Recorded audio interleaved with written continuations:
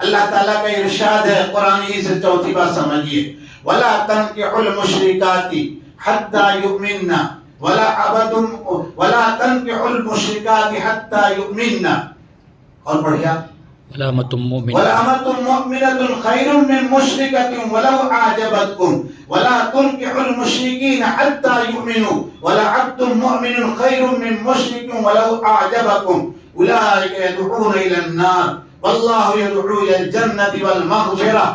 پہلے خلاصہ سمجھ لیجئے، اللہ تعالیٰ کا ارشاد ہے مشرک یعنی بت پرست عورت۔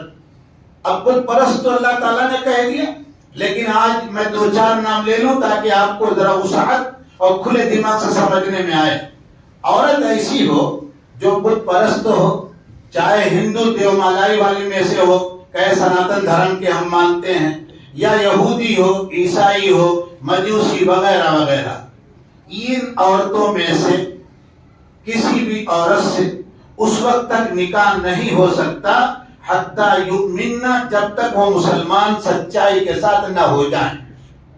اگر ہم کو ایسی کوئی عورت نہیں مل رہی ہے جو خوبصورت ہے، ایمان والی، جو مال والی، ایمان والی بھی ہے، ایسی کوئی عورت نہیں مل رہی ہے، مگر اس کے مقابل میں ایک باندھی مسلمان عورت مل رہی ہے جو سماج میں بڑی گھٹیا ہے، تو مسلمان کی ذمہ داری ہے کہ خوبصورت بت پرست عورت سے نکاح کرنے کے بجائے اس مسلمان باندھی سے نکاح کرے گا۔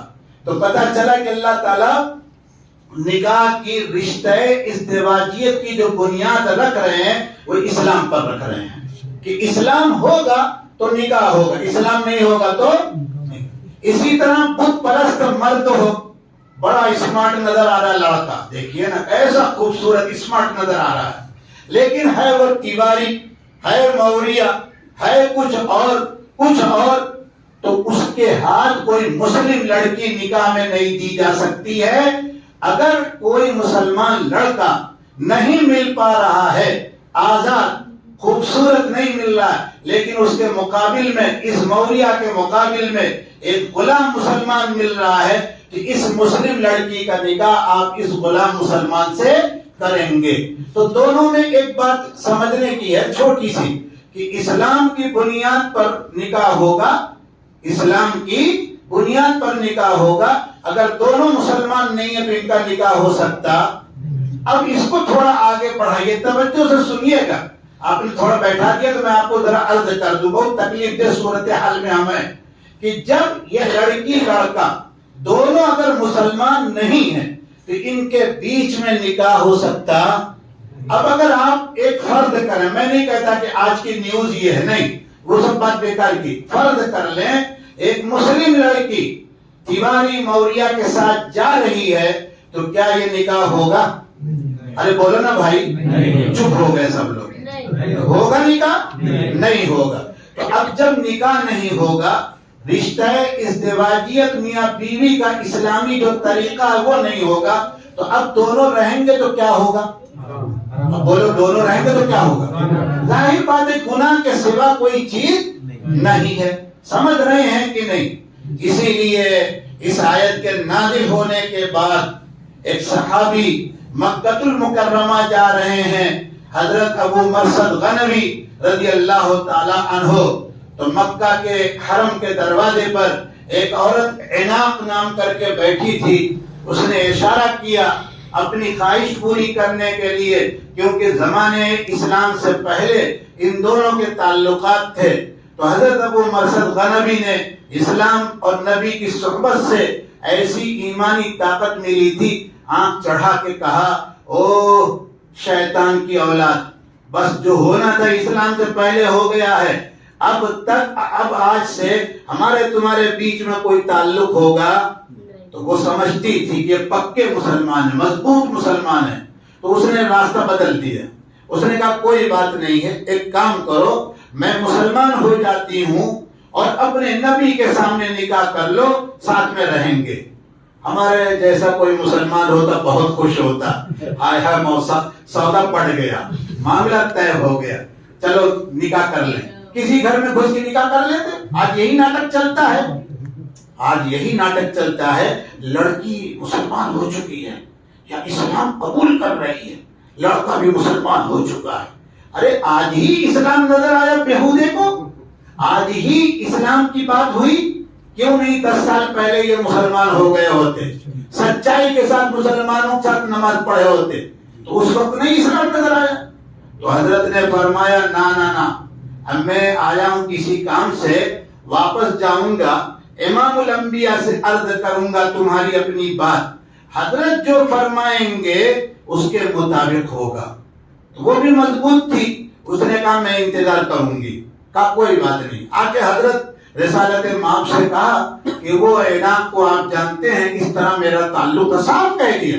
صحابہ اپنے نبی سے بات چھپاتے نہیں تھے، بالکل ہماری طرح نہیں کہ بزرگوں کے علماء کے سامنے جا کر بتاتے ہیں کہ جنید شبلی تو میں ہی ہوں حضرت، سمجھ رہے ہیں کہ نہیں؟ آج تو رات میں آپ کو دیکھا کہ ہم آپ ساتھ میں آسمان پر اڑ رہے ہیں۔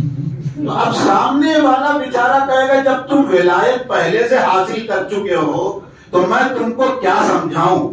اسی لیے ہمارے یہاں کچھ ولیوں سے، بزرگوں سے، علماء سے ہم کبھی کچھ سیکھ پاتے نہیں ہیں، الٹے ان کو دوسروں کی دعوت کھلا کے خوش ہو جائیں گے، بدھو آئے تھے چلے گئے، سمجھے کہ نہیں ہماری ولایت پر تو ان کو بھی یقین ہو گیا ہے۔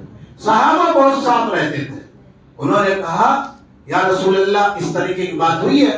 حضرت صلی اللہ علیہ وسلم کا معمول یہ تھا کہ جو حکم اور مسئلہ پوچھا جا رہا ہو، اگر اللہ تعالیٰ کا کوئی حکم نہیں ہے یا نہیں آیا ابھی تو آپ تھوڑی دیر خاموش ہو جاتے، آپ خاموش رہے، یہ آیت نازل ہوئی۔